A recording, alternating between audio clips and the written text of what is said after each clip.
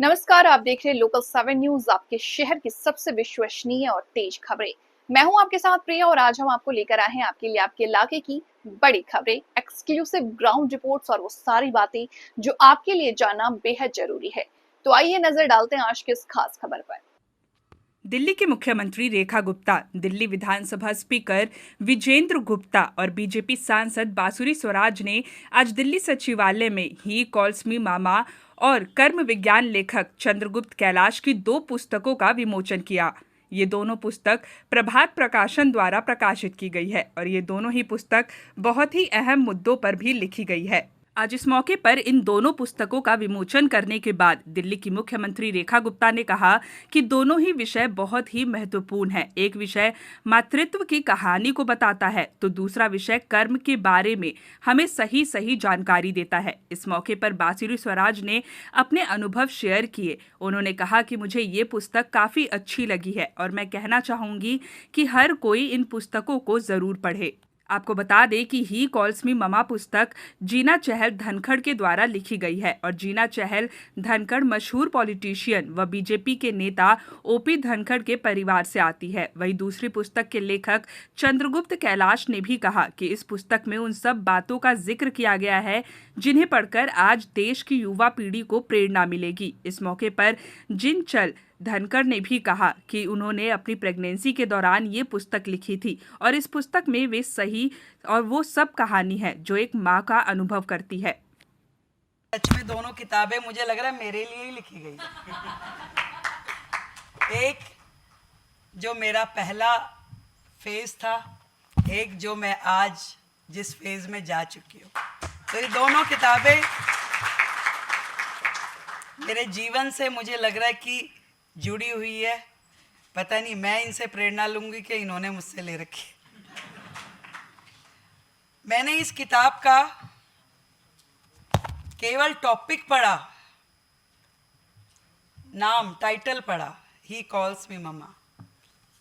इतने भर से मुझे लगा मैंने पूरी किताब पढ़ ली। मुझे ऐसा लगा ही नहीं कि मुझे इसके अंदर भी जाना है। ये टाइटल इतना प्यारा है।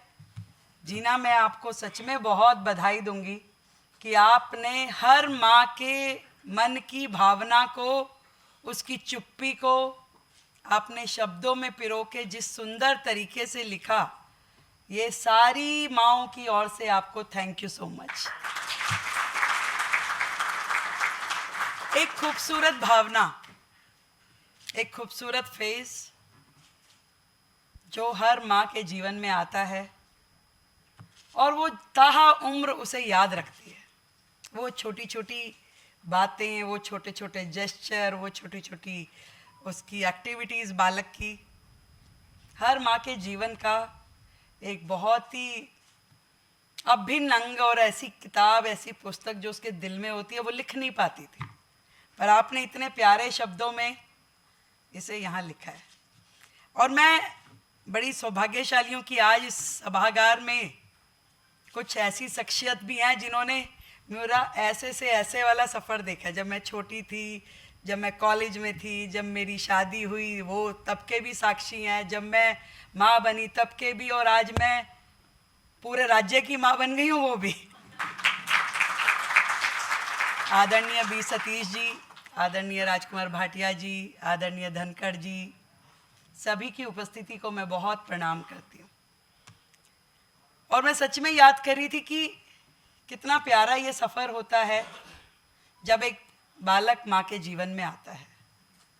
मैं छोटी छोटी हरकतें, मैं भी आज भी इस किताब को पढ़ते पढ़ते याद करी थी कि मेरी बिटिया जब छोटी थी तो इतनी, वो जुराब नहीं पहनती थी, वो जुराब उतार के फेंक देती थी सर्दी में भी। तो ऐसा लगता था ठंड लग जाएगी, क्या करूं?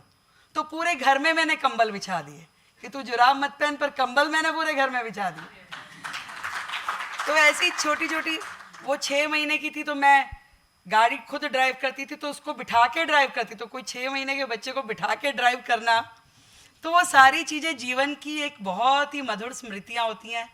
जो आपने शब्द इस्तेमाल किया कि वो बालक के कारण से हम इम्परफेक्ट जरूर दुनिया को दिख सकते हैं, अस्त व्यस्त जरूर दिख सकते हैं, परंतु ये एक माँ के लिए बहुत ही प्यारा सफ़र होता है। और इतनी प्यारी, इतनी खूबसूरत किताब लिखने के लिए जीना, आपको ढेर सारी बधाई, ढेर सारी शुभकामनाएं। प्राप्ति मिलती है, कर्म किए जाओ। एक बड़ी सुंदर कविता किसी कवि ने कही, जो मैं हमेशा अक्सर बोलती भी हूँ, कि जय और पराजय से भी क्या होता है, वह कर्म है जिसमें फल छिपा होता है। जीवन में मिले सफलता ये जरूरी तो नहीं, संकल्प सिद्धि से बड़ा होता है।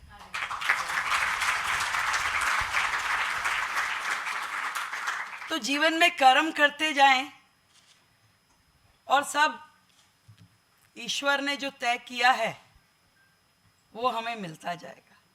और कई बार तो कर्म इतने ज़्यादा एक्टिवेट हो जाते हैं कि ईश्वर को भी सोचना पड़ता है कि भाई इसको तो देना ही पड़ेगा।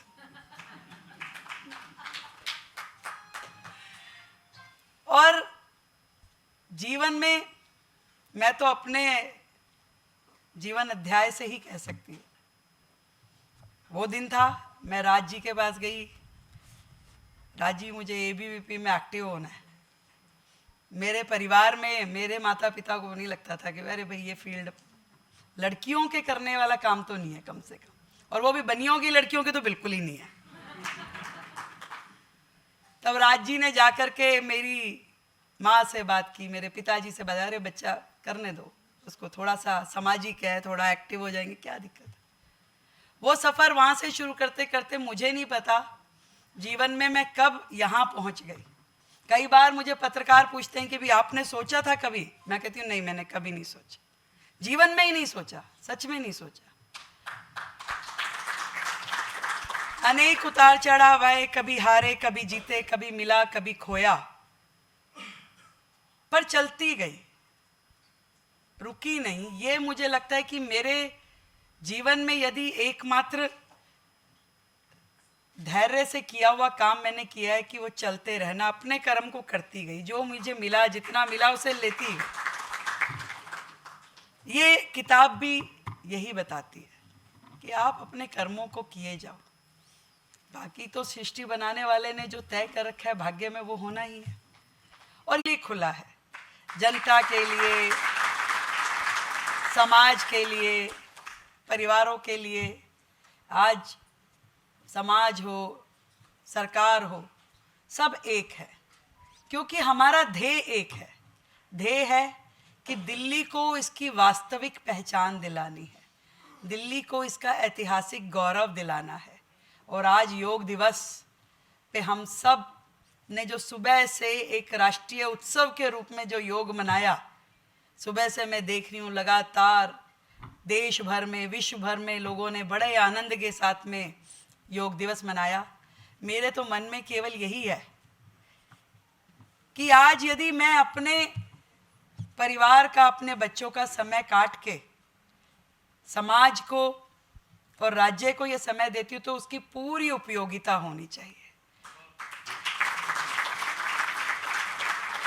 मेरे जीवन का एक एक क्षण और मेरे शरीर का एक एक कण इस राज्य के विकास के लिए लगे, यहाँ की जनता की सेवा के लिए लगे, तो मैं मानूंगी कि मेरा ये और ये दोनों सफल है। बहुत बहुत धन्यवाद कैलाश जी और जीना जी को ढेर सारा ज्यादा महत्वपूर्ण है और व्यक्तिगत तौर पर मुझे बहुत गर्व की अनुभूति होती है, क्योंकि माननीय ओपी धनखड़ जी केवल मेरी चुनावी कश्ती के खेवटिया ही नहीं, बल्कि मेरे जीवन में मामा की भूमिका निभाते हुए वो एंकर हैं।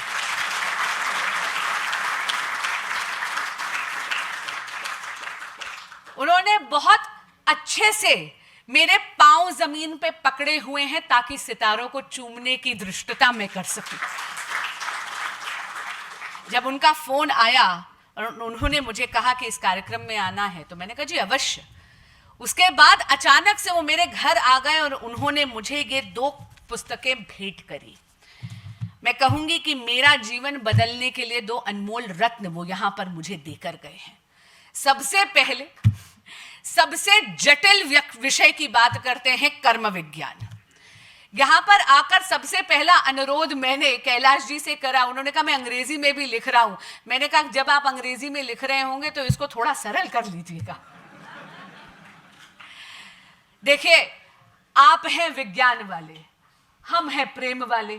हम तो ब्रज की रज का तिलक लगा लेते हैं और लालजू की शिकायत हमारी लाडली जू को कर लेते हैं, मोक्ष वोक्ष वही देख लेंगी।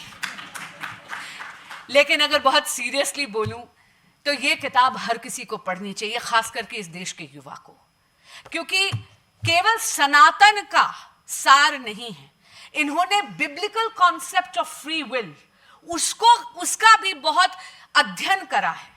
तो biblical concept of free will लिया, सनातन का जो सार है कि तू कर्म कर फल की इच्छा मत कर, उसको साथ लिया और दोनों का समन्वय विज्ञान के साथ बिठाया। ये जो कह रहे हैं परमाणु यानी एटम को हमेशा किसी भी यूनिवर्स का फंडामेंटल पार्टिकल माना जाता है, उसी तरह इन्होंने एक एनालॉजी ड्रॉ करते हुए ये कहा है कि कर्म हमारे जीवन का वो एटम है। एक कर्म दूसरे कर्म को जन्म देता है, फिर वो तीसरे को जन्म देता है। इसी तरह आपका प्रथम कर्म आपके 100वें कर्म का भी कारण बन जाता है और उसका बीज रख देता है।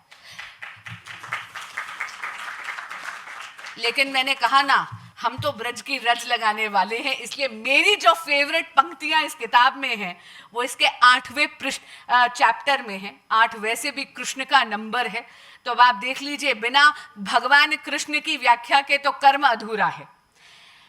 ये लाइनें मेरी सबसे फेवरेट है इस किताब में कैलाश जी। इसमें लिखा है, इसीलिए भगवान कृष्ण ने कहा है, कर्मण्येवाधिकारस्ते मा फलेषु कदाचन।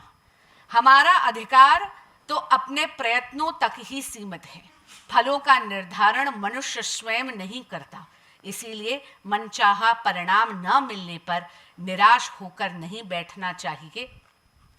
हमारे प्रयत्न यदि कुशलता पूर्वक और शुद्ध बुद्धि से संपन्न किए जाएंगे, तभी हम परमात्मा की दृष्टि में सकारात्मक और लाभप्रद फल के पात्र होंगे। मुझे लगता तो ये थी आज की अहम खबर, आपके शहर से जुड़ी वो हर अहम जानकारी जिसे जानना आपके लिए जरूरी था। अगर आपके पास है कोई खबर, मुद्दा या सुझाव तो आप हमें जरूर बताएं। हमें फॉलो करें सोशल मीडिया पर और देखते रहिए लोकल 7 न्यूज, क्योंकि खबर वही जो आपके करीब हो। मैं प्रिया आपसे लेती हूँ इजाजत, नमस्कार।